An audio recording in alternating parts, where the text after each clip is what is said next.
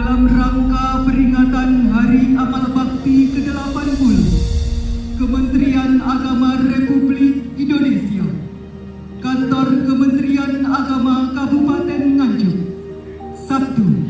3 Januari